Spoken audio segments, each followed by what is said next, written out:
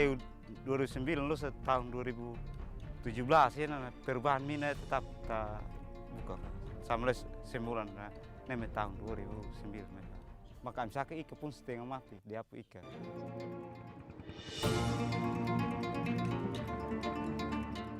Pada 21 Agustus 2009, kilang minyak Montara di lepas pantai Australia terbakar. Kilang meledak, api membumbung ke udara memuntahkan gas. Di laut, minyak tumpah mengalir ke segala penjuru. Laju pencemaran tak terkendali, bahkan tak diketahui telah mengalir hingga sejauh mana. Yang masih tersisa adalah jejak dan penderitaan yang disebabkannya. Meski pencemaran ini nyata, sang pencemar mengelak bertanggung jawab dengan segala upaya. Mereka yang seharusnya bertanggung jawab berdebat mengenai banyaknya racun yang tumpah ke laut. Padahal ratusan ribu rakyat Nusa Tenggara Timur di 13 kota dan kabupaten masih merasakan dampak racun tersebut. Alam belum juga pulih, mereka yang menggantungkan hidup pada laut pun hancur. Ikan pergi entah kemana, rumput laut tak kunjung tumbuh, terumbu karang berlapis racun, hingga nyawa manusia pun melayang.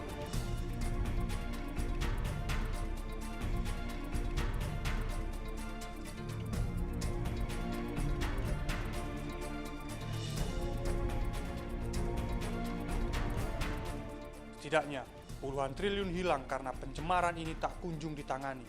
Tidak ada satupun, baik pemerintah Indonesia, Australia, apalagi perusahaan pencemar mau bertanggung jawab.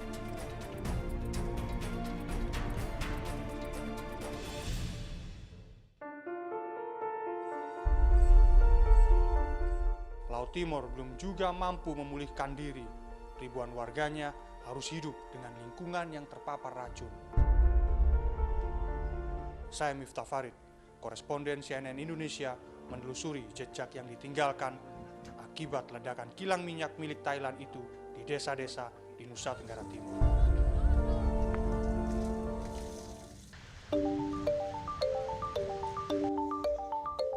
Tablolong, desa penghasil rumput laut terbaik di Nusa Tenggara Timur. Desa di ujung selatan Kabupaten Kupang itu pernah menghasilkan lebih dari 500.000 ton rumput laut per tahun. 12 miliar rupiah dihasilkan desa yang hanya berpenduduk 1.500 jiwa itu. Harga 1 kilogramnya mencapai Rp22.500. Tapi itu dulu, cerita jaya yang hanya bisa mereka kenang. Terakhir harga anjlok menjadi hanya Rp500 per kilo. Jangan bicara ton, 1 kilo rumput laut saja sudah tidak ada di desa itu.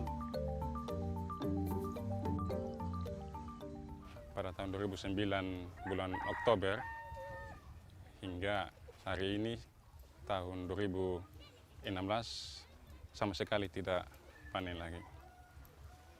Sehingga kerugian-kerugian yang kami dapat dan kami rasakan sangat mengecewakan dalam kehidupan kami. Tali tampar pengikat bibit rumput laut terbengkalai. Yang hilang harapan memilih membiarkannya rusak di dalam laut. Tidak ada rumput laut yang tersisa. Mereka bertahan hidup mencari ikan yang mulai langka. Maka kalau bagi saya pendapatan masyarakat kalau dibandingkan dengan artinya sebelum terjadinya pencemaran ini sendiri, bagi saya bahwa memang sangat menurun. Sangat menurun dan itu terbukti. Bukan cuma kehilangan nafkah, desa ini masih merasakan wabah penyakit kulit aneh. Pada November lalu, warga bernama Asur Anakai menghembuskan nafas terakhir karena penyakit ini. Sampai 7 tahun ini, itu masih terasa kah sakitnya itu? Masih terasa sampai saya pegang obat ini, obat. Ya. Apa itu? Obat ini ya? Ya, dari rumah sakit. Untuk Ya, obati... ya, obat digosok. Oh, digosok ya? Ya, kalau dia panas harus digosok. Ada pula Stephen Deru dan Martinus Hoan yang mengeluh hal yang sama. Tidak ada bantuan pengobatan dari pemerintah, apalagi perusahaan yang mencemari laut mereka. 1 jam perjalanan darat dari Tablolong, saya menuju desa Oesapa, kecamatan Kelapa Lima, kota Kupang. Ada cerita berbeda meski sama mirisnya. Dulu kampung nelayan ini masyhur dengan ikan sardennya. Daerah penghasil ikan saat ini harus bergantung suplai ikan dari Sulawesi. Kalau sebelum pencemaran saya punya kapal 5 Pak. Tapi setelah saya habis pencemaran, ya begitu menurun kita punya hasil. Ya, jadi begitu mencari apa tidak ada kegiatan sampai sekarang tinggal 2. Jadi sedangkan sekarang saya tidak mencari di sini karena ya kondisi nelayan tidak mengizinkan begitu saja mencari tidak ada hasil. Jadi kita lari ke pulau-pulaunya Madura. Lebih dari 1.000 nelayan asal Bugis, Bajo, dan Palu memilih hengkang. Tidak ada lagi pemandangan deretan ratusan kapal di pantai Oesapa. Para nelayan bahkan tidak bisa memperbaiki perahunya. Mereka memilih membiarkan perahunya teronggok menjadi bangkai dan terombang-ambing oleh ombak dan rusak di pesisir pantai ini. Sebagian yang lain harus menunggu uang terkumpul baru bisa melanjutkan perbaikan perahunya. Dahulu, setiap kali melaut selama 10 hari, nelayan di Oesapa mampu mengangkat 4 ton ikan senilai 20 juta rupiah. Kini mereka maksimal hanya mampu mendapatkan 200 kg. Hasil penjualan tak sebanding dengan bahan bakar dan upah pekerja. Dari kota dan Kabupaten Kupang, Nusa Tenggara Timur, saya menuju Pulau Rote, tepatnya Kabupaten Rotendao. Kabupaten ini merupakan satu dari 13 kabupaten kota yang paling parah terpapar pencemaran minyak Montara. Saya mencari jejak pencemaran. Bukan hanya cerita kegagalan petani rumput laut saja, saya mendapatkan residu minyak yang tumpah 7 tahun silam. Dari kesaksian warga, cairan yang kini mengeras itu muncul tak lama setelah tumpahan minyak masuk ke perairan Indonesia. Di pantai kawasan Boa, Rote Barat, cairan hitam ini mengeras dan menempel di dinding karang. Cairan ini menjadi penanda racun yang satu diantaranya berjenis hidrokarbon dari kandungan minyak mencapai pesisir Indonesia. Di saat bersamaan, ikan sulit didapat dan rumput laut rusak berat. Daniel Sanda, warga desa Oelunggu, kecamatan Lobo Lain, merasakan sendiri dampaknya. Daniel merupakan satu dari 13.000 petani rumput laut yang mengajukan gugatan ke Pengadilan Federal Australia. Kalau sekarang lebih banyak putihnya gini, Pak, ya? Ya, sekarang dia punya putihnya lebih karena pencemaran sehingga dia belum baik. Masih ada bintik-bintik itu, Pak? Ya, masih ada. Ya, kalau masih manta itu kita bisa lihat bintik-bintik sedikit, masih ada. Dan sebelum pencemaran itu dia punya batang lebih besar ini, tapi sekarang setelah pencemaran itu dia punya batang mulai kecil. Dulu, ia mampu menghasilkan 14 ton rumput laut per tahun.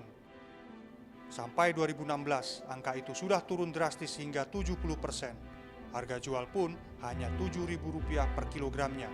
Padahal dulu dia bisa menjual rumput laut seharga Rp22.000 per kilogram.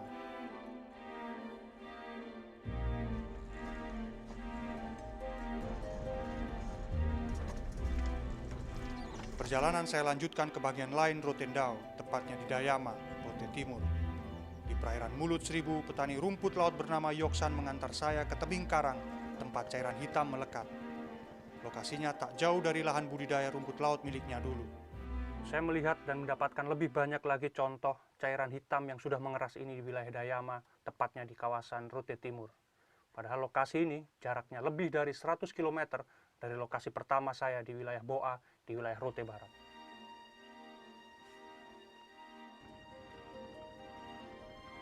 Area Laguna ini berubah menjadi sunyi. Lahan budidaya rumput laut kosong ditinggalkan pemilik. Yang tersisa hanya botol air mineral yang dipakai sebagai pelampung puluhan meter tali pengikat bibit yang sudah tak terpakai. Sekarang berpindah kemana, Pak? Pindah ke sebelah sana, Pak. Jauh dari sini, ya? Jauh dari sini. Tetap sama, Pak. Tetap sama hasilnya juga, tidak bagus juga, ya? Karena kita kan memikir bahwa kalau kita kerja di sini kemungkinan sudah lahannya sudah pindah, Pak. Jadi kita pindah ke tempat lain supaya apakah masih jadi atau tidak. Ternyata sama saja. Sama saja, ya? Ya.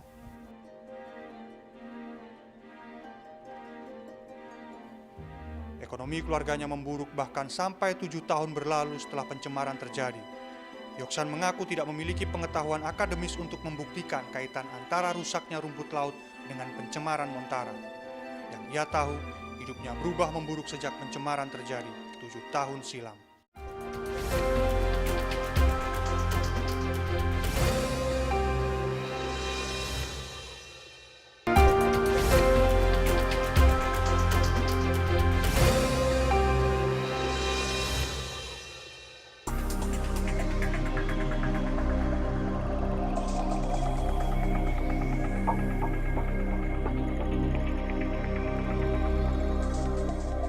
meledaknya kilang minyak Montara tidak hanya berimbas pada masalah ekonomi. Ada kerugian besar bagi bangsa ini yang tidak terhitung materi. Tradisi pelaut handal Nusantara musnah karena tragedi Montara menjauhkan diri mereka dari laut yang sudah dianggapnya sebagai ibu. Kini para pelaut tangguh itu melakukan apapun untuk bertahan hidup. Saya bertemu seorang mantan nelayan. Saya menyebutnya mantan karena laut sudah bukan lagi tempatnya mencari nafkah. Dahulu, Yus rutin melaut sampai ke perbatasan Australia. Sekali melaut selama 15 hari, dia diupah Rp1.500.000. Upah yang ia rasa bisa menghidupi istri dan 3 anaknya. Yus merupakan satu dari sedikit nelayan yang melihat sendiri ceceran minyak di tengah Laut Timor. Ia bahkan masuk ke laut untuk mengambil ikan dan gumpalan minyak. Awalnya ia tak tahu sumber minyak tersebut. Ceceran minyak yang diduga dari tragedi Montara 7 tahun silam itulah yang mengubah nasib dan jalan hidupnya. Dari nelayan, kini ia beralih menjadi penyelundup manusia. Apa yang membuat abang nekat? Ya, saya nekat Pak karena tidak ada pekerjaan lain lagi Pak. Sudah pusing saya mau kerja apa. Kita mengharap ini minyak ini saja untuk dikasih pemerintah keuangan toh. Untuk sekian, ya biar tidak banyak, yang penting ada sedikit untuk menghidupi istri anak. Sedangkan anak sekolah saja, saya punya anak sekolah mau sekolah, saya kasih berhenti. 2 kali Yus menyelundupkan imigran ilegal. Terbanyak sampai 30 orang dari Afghanistan. Yus tergiur upah 30 juta rupiah yang ditawarkan seorang temannya asal Sulawesi. Bagi Yus, uang sebesar itu sebanding dengan pendapatannya selama hampir 1 tahun melaut. Lebih dari 1.000 warga Otsapa memilih hengkang dari desa mereka. Mereka berpindah kembali ke asal mereka, terutama di wilayah Sulawesi. Karena pasca pencemaran atau tragedi Montara, laut sudah tidak menjanjikan bagi kehidupan mereka.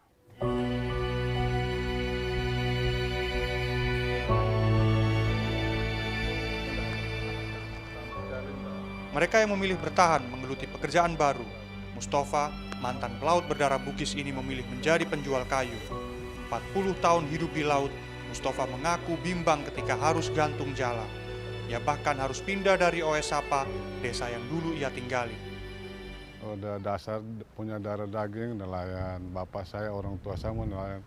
Cuma itulah, seandainya tidak ada Montara kemarin, ya saya juga tidak mungkin berpaling Pak. Saya sudah menyatulah dengan laut lah. Dampak pencemaran memutus rantai generasi pelaut tanah air. Nur Hadi juga merasakan hal yang sama. Pelaut spesialis menyelam ini angkat kaki dari laut yang bertahun-tahun menghidupinya. Nur Hadi lantas mengajak Arifin dan 2 teman sekapalnya untuk membuat tempe. Sempat nganggur 1 bulan, sekitar 2 bulan. Terus saya berusaha cari alternatif yang di darat sudah, karena halangan juga banyak. Selain pencemaran dari aparat sini sendiri juga banyak pungli-pungli dulu. Terlalu banyak pungli, jadi kita kalah di ongkos di situ. Pembagian penyelam kurang, akhirnya kita coba yang tidak mengalami pungli-pungli begitu, kerja darat sudah. Ia merasa prihatin karena 3 temannya sudah tidak bisa lagi hidup dengan berharap pada laut. Kini hidup mereka digantungkan pada ratusan bungkus tempe yang ia produksi setiap hari. Di mana usul kita harus ada langkah pemulihan oleh negara, baik itu negara yang mengalami penderitaan pencemaran dan juga perusahaan dan juga Australia sebagai negara di mana domisili dari perusahaan yang bersangkutan, tetapi dibiarkan begitu sehingga hanya laut-laut yang bisa memulihkan dirinya sendiri. Mereka yang terusir dari laut menyadari laut sedang memulihkan diri dari ulah manusia. Baik Mustafa, Nur Hadi, dan Arifin tidak bisa sepenuhnya lepas dari laut. Rasa rindu bergumul dengan ombak dan badai Samudra Hindia masih ada di benak mereka. Lalu bagaimana bisa mereka yang seharusnya bertanggung jawab mengelak dari kewajiban? Nampak ledakan kilang minyak Montara milik PT TEP Australasia pada 21 Agustus 2009 langsung dirasakan petani rumput laut dan nelayan di sepanjang Laut Timur Indonesia. Pada Oktober 2009, hampir semua petani rumput laut gagal panen dan tangkapan nelayan pun turun drastis. Meski ada peristiwa dan akibat yang ditimbulkannya, tidak ada pihak yang bertanggung jawab sampai 7 tahun berlalu. Pemerintah Australia berdalih pemerintah Indonesia tidak mengajukan permohonan resmi untuk menyelidiki kasus ini. Begitu juga dengan PT TEP mengklaim minyak tidak menyentuh perairan Indonesia. Baik pemerintah Australia yang harus bertanggung jawab, termasuk perusahaan minyak PT TEP dari Thailand, bersembunyi di balik ketidaktegasan pemerintah Republik Indonesia. Ini menjadi persoalan. 7 tahun Ferdi mendampingi warga. Protes ia layangkan mulai dari pemerintah Indonesia sampai Australia. Respon tidak berujung penyelesaian. Ferdi mengatakan butuh biaya besar untuk membawa kasus ini ke pengadilan. Di sisi lain, pemerintah Indonesia tidak segera membentuk tim peneliti pencemaran ini. Baru di tahun ke-6, perjuangan korban mendapatkan bantuan dari litigation funding dari Inggris yang bersedia membiayai kasus ini hingga ke pengadilan. Pada Agustus 2016, para korban menuntut ganti rugi sebesar 200 juta US dollar atau sekitar 2,6 triliun rupiah melalui pengadilan federal Australia. Sekarang yang kami tuntut atau dibawa ke pengadilan itu hanya petani rumput laut yang kerugian sosial ekonominya hanya sekitar 10% saja dari seluruh permasalahan atau kerusakan atau kerugian yang terjadi akibat dari petaka mentara. Tim peneliti dipimpin Profesor Muktasor, seorang ahli energi laut Institut Teknik 10 November Surabaya atau ITS, menemukan kandungan kimia minyak di Laut Timur dan sekitarnya sebanyak 95% identik dengan minyak Montara. Kesimpulan itu diperkuat dengan kajian citra satelit yang menunjukkan laju sebaran minyak yang masuk perairan Indonesia. Penemuan tarbol atau gumpalan minyak di karang perairan Indonesia serta dampak langsung ke petani rumput laut dan nelayan semakin menguatkan dugaan itu. Ia menilai penanganan pencemaran ini merugikan Indonesia. Pasalnya, tumpahan minyak di laut lepas disemprot zat kimia dispersan. Akibatnya, bukan cuma laut yang rusak, zat kimia ini mengancam kesehatan warga karena dispersan mengandung zat pemicu kanker. Ada praktek-praktek juga bahwa minyak itu dihilangkan supaya tidak tampak kelihatan, dan justru metode penghilangan itu meninggalkan jejak persoalan yang lebih besar. Contohnya adalah misalnya kalau ada gumpalan minyak, kemudian disemprot dengan zat yang namanya dispersan, minyak itu akan terdispersi. Tetapi zat yang dipakai untuk nyemprot ini di seluruh dunia sampai dengan studi-studi hari ini umumnya itu justru jauh lebih beracun daripada minyak itu sendiri. Muktasor mencatat kerugian yang dialami Indonesia mencapai 17 triliun rupiah setiap tahun. Angka ini terus bertambah karena hingga saat ini tidak ada upaya merestorasi perairan yang tercemar. Masalah hukum baru disidangkan, laju pencemaran terus berjalan.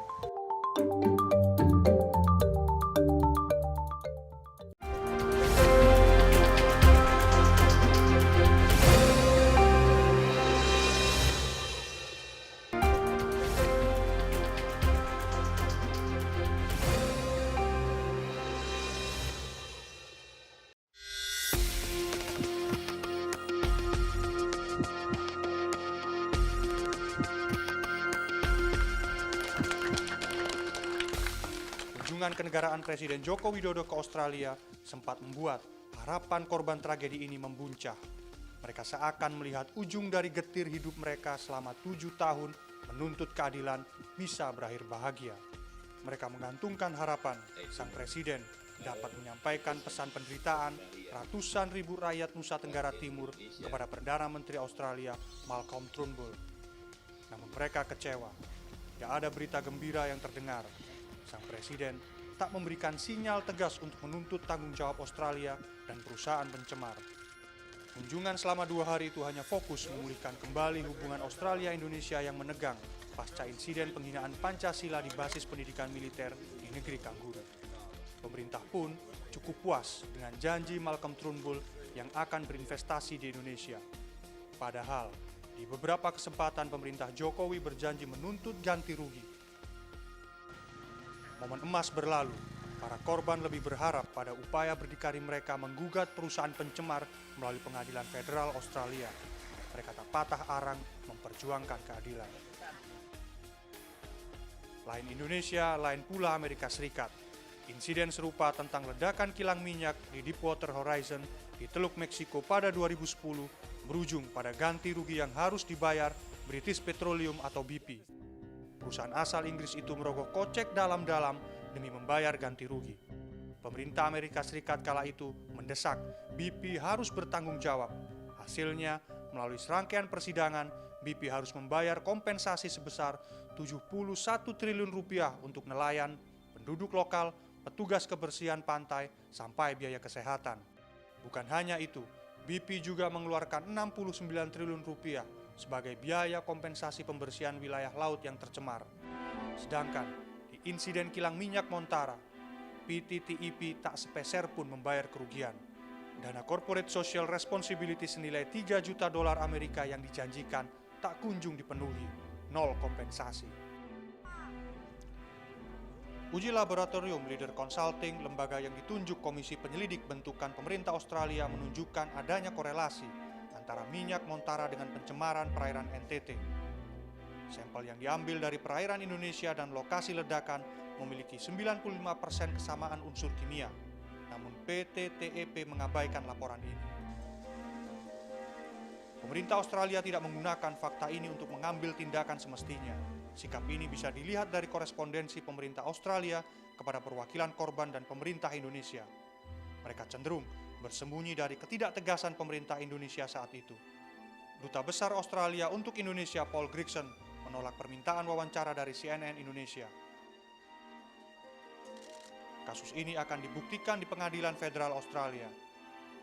Selasa 24 Januari 2017, hakim menolak keberatan PTTEP dan memerintahkan untuk melanjutkan gugatan 13.000 petani rumput laut Nusa Tenggara Timur. Greg Phelps, ketua tim pengacara korban, optimis memenangkan kasus ini. We also have expert evidence that indicates that the oil would have arrived in those communities at that time. And we have many other experts to confer with to establish that Montara oil reached the NTT communities.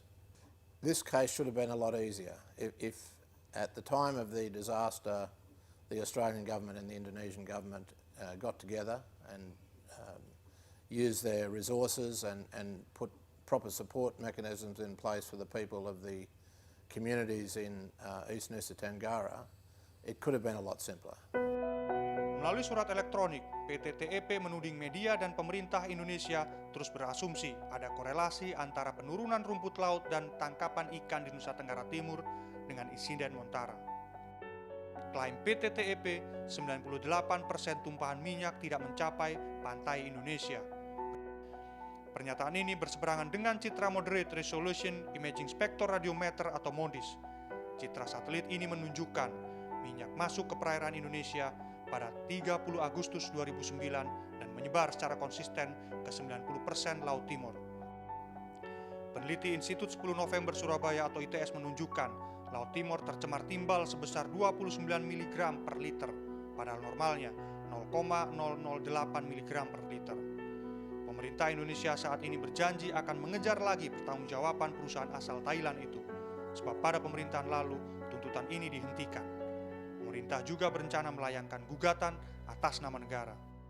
Oh iya, tadi saya baru lapor Presiden, barusan kita akan kejar sesuai dengan peraturan perundang-undangan yang ada, kewajiban mereka membayar kompensasi kepada rakyat yang mengalami masalah di sana. Dan itu waktu Pak Freddy Numberi jadi Menteri Perhubungan, itu sudah ada, hanya waktu itu di stop oleh pemerintahan yang lalu karena ya beberapa alasan. Tapi sekarang saya sepakat tadi dengan Pak Freddy Numberi dan saya sudah lapor Presiden, kita akan mengejar mengenai kewajiban yang dibikin oleh perusahaan PTT dari mana? Dari Thailand ya. Menteri Luhut mengaku sudah memanggil Duta Besar Australia untuk Indonesia Paul Gregson pada awal Desember lalu. Di saat mereka yang harus bertanggung jawab saling membantah, warga Nusa Tenggara Timur masih harus hidup di perairan yang mengandung timbal dengan kadar berbahaya. Lalu sampai kapan mereka yang menderita di ujung timur Indonesia ini bisa kembali hidup bahagia? Tanpa banyak meminta, mereka memilih terus berjuang menuntut hak dan keadilan. Meski jalan panjang harus mereka lalui untuk mengakhiri jejak petaka tragedi Montara.